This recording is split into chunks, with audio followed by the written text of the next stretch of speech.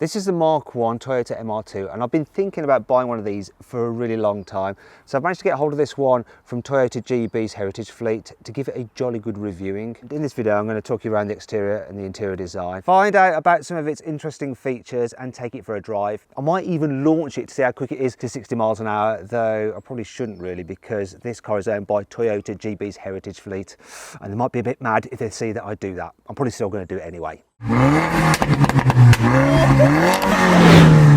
Let's start off with a brief history of the MR2. So back in 1976, Toyota decided it wanted to build a car that was economical, yet also fun.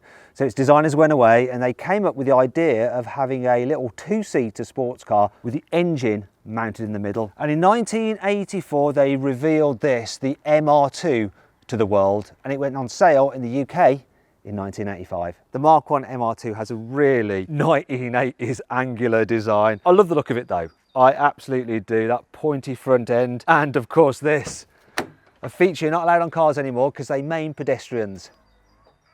Pop-up headlights. They're so cool. The back end of this car is almost as cool with that flat design, the very 80s tail lamps, the body colour bumpers and the mud flaps, that recognisable spoiler there. It's really quite big. Not sure it does all that much. The flat back deck where the engine is underneath, and the twin exhaust pipes. You wouldn't mistake it for anything else, this car. It's so recognisable. Another couple of features I really like are this, the side air intake for the engine and the secondary spoiler on the roof that says Toyota on it. If you think the outside of this car is very 80s, then check out this interior. It really is of its time. Just the design of the dash. And the instruments as well. And look at this steering wheel. The only stalks that you have on the steering column are the indicators. And because this is a Japanese car from before the noughties, the indicators are on the right, whereas now they've moved them over onto the left like all the European cars. You're probably thinking, where the heck are the controls for the lights and the windscreen wipers? Well, they actually appear. So those are the windscreen wipers and those are the lights. I love that. Every time you turn that, the lights go up and down and you can just see them from inside here popping up. So you've got your ventilation controls here, and this car has no air conditioning because air conditioning really wasn't a thing on British versions of cars in the 1980s. You could get air conditioning in the US and Japan though. And check this out, we've got a cassette player. I love this center console and the rather phallic gear knob. I mean, look at that. That's just rude. Now, we might not have air conditioning, but we do have some other mod cons, such as central locking, electric windows, and, wait for it, electric door mirrors. Wow. Back here, you've got some storage for bits and pieces, although things I'm sure will fall out of there when you brake. Under here though, look, space for your cassette tapes. Under here is your cigarette lighter and your ashtray. Now, you don't have ashtrays in cars these days, but they were in all cars in the 1980s because pretty much everyone smoked.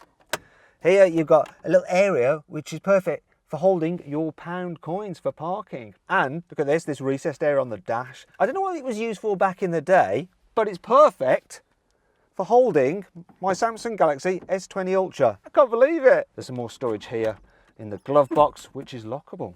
That's quite a mod con in the 1980s, and a little tray there as well. It's very nice. I especially like the seats. They're super comfy and they're covered in velour. How 80s is that? So you can actually adjust the lumbar support, which is good. You don't get that standard on BMWs and Audis. And you can even adjust the side bolsters, which is quite unique. So you can really get it hugging your body. I want to show you this. This car's a sunroof, so I can access it, look, like removing this panel.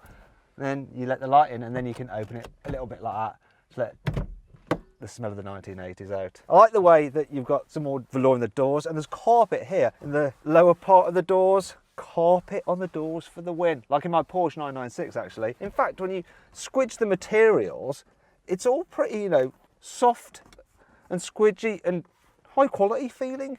I think Japanese cars went downhill a little bit in the 1990s and the early noughties. This feels really quite nice. Interesting. Now, you might not think a car this small would be particularly practical, but it does have an okay size boot. And it's nice and long, so you can fit a set of golf clubs in here. And look, here's an original brochure for the car. Look at that. If you need to carry some more luggage, don't worry. This car has a front boot, a fruit.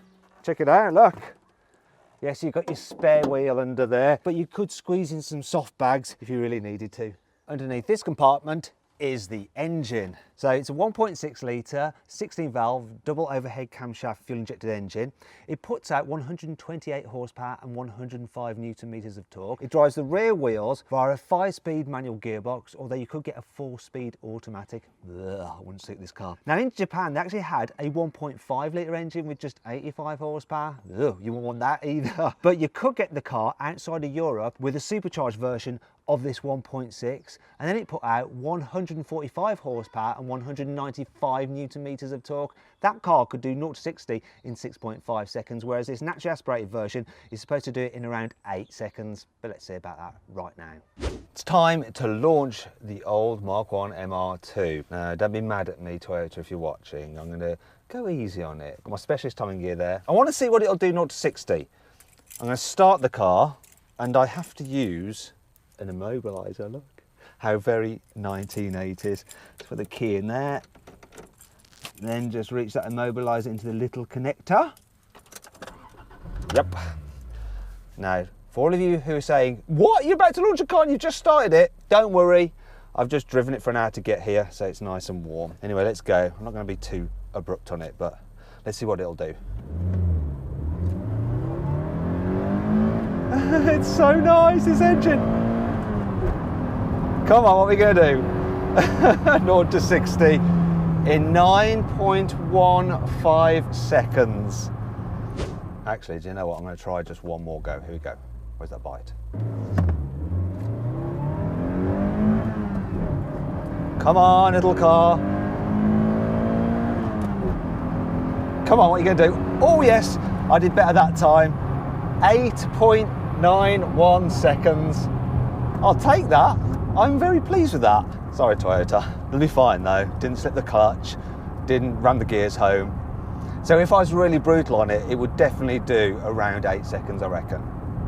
Now, if you're thinking about buying a Mark 1 MR2, you need to get your head around the pricing because they're rather expensive. So I was looking at these cars about 5 years ago, and you get a decent one for around 3 grand.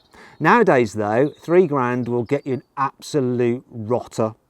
An okayish one is going to be 8 grand, and this one here, according to Toyota GB, is worth £15,000. So you've got to make sure you choose a good one if you buy one of these things. Even though this car first arrived in the UK in 1985, by the end of that year, Toyota had facelifted it. And this is the facelift version. It gets a redesigned front bumper. It had some changes to the suspension, that lock on the glove box, and some other bits and pieces that were different. They also introduced a T-bar model, which was sort of like a Targa top, but with a bar in the middle for improved rigidity. You don't want that car though, because they tend to leak around the roof seals. The main thing to watch out for on this car though is rust.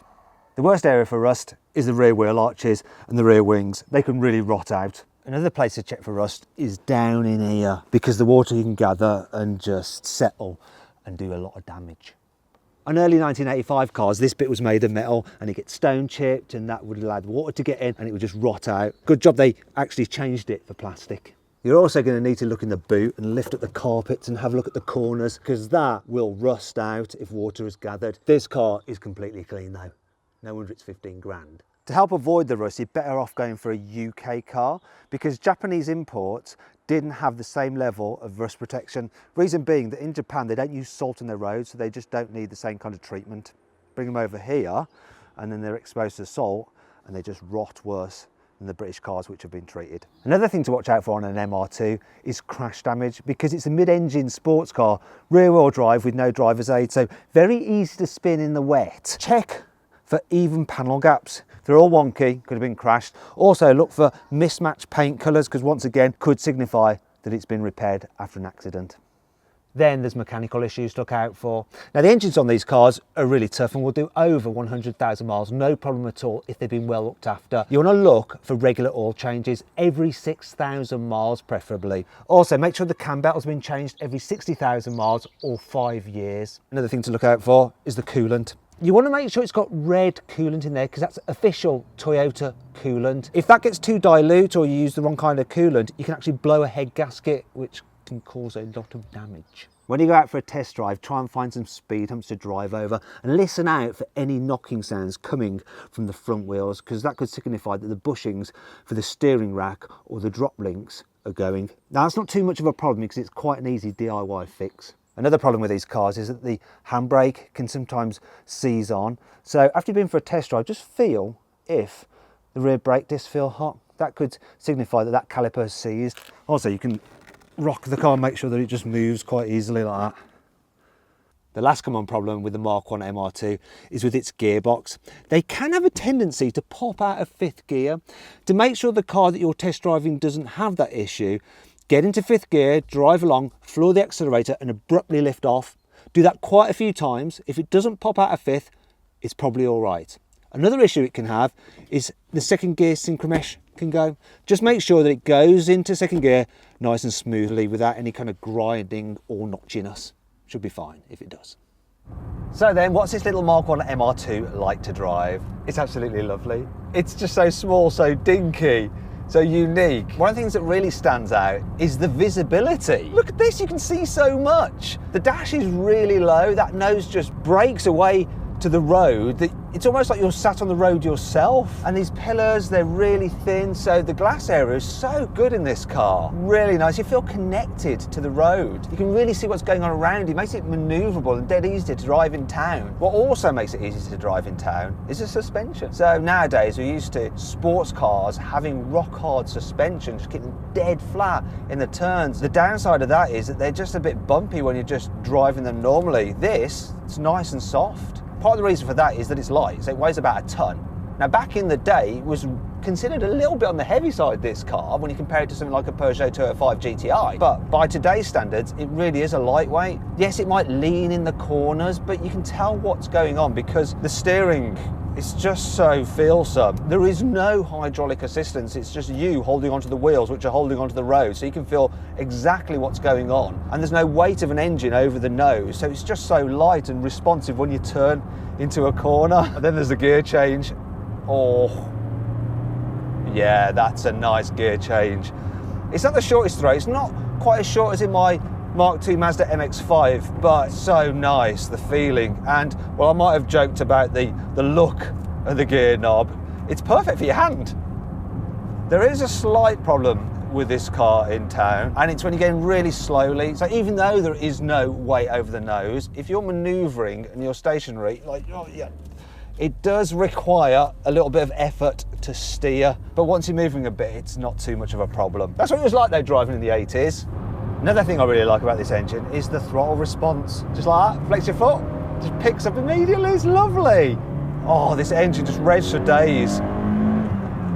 16 valve, twin cam, after about 4,000 RPM, you feel it step up and really just like rev out nice and smoothly. The red line is at 7,500 RPM, but I'm not going there today. Not quite anyway. It really does though make you just want to keep revving this car out. It is fun when you're going quickly. You do really have to think about where the engine is on this car though. You don't want to be changing your mind when you're going into a turn, suddenly lifting off or being really abrupt with the steering, especially if it's wet, because those rear tyres, they're not very big by today's standards. So you just have to treat it with respect. You do then think about driving the car and getting yourself set up for a corner and just driving as you should do, applying the power to get the weight over the back as you're coming out of the turn. Make use of that mid-engine layout.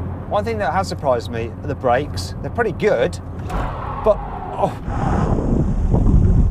yeah, there's no ABS, so you've got to be very, very careful. It's a bit smoky. Poor tyres. When you're coasting along on the motorway, there's a disadvantage of having that engine behind you because it just drones on in your ear hole. There's also quite a bit of wind noise there. While I'm waving up there, driving one-handed at 70 miles an hour in this thing, I am acutely aware that if I have an accident, this thin pillar, while it may give me good visibility, it's just going to fold into my head.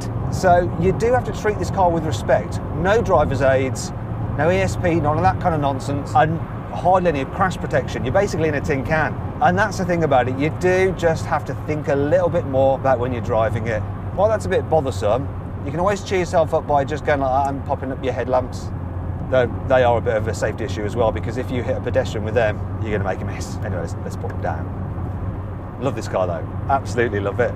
It just wants to be spanked. Do you know what I'm going to do? I'm going to get more heritage cars from manufacturers and do reviews on them. Let me know in the comments if you want more videos like this. So then, what's my final verdict on the Toyota MR2 Mark 1? Well, I think it's a really cool little sports car, and it's just so light and nimble and fun to drive. Would I buy one, considering they're 15 grand for a good one now? Probably not. I just wish I'd bought one about 5 years ago when they're only about 5 grand. Oh well. I hope you all enjoyed the video. If you did, please give it a like. Also, let me know some of the cars you'd like me to review in the comments below. Please make sure you subscribe to this channel and hit the bell icon to turn your notifications on. And if you want to watch some more videos, they'll be in the video window somewhere around there.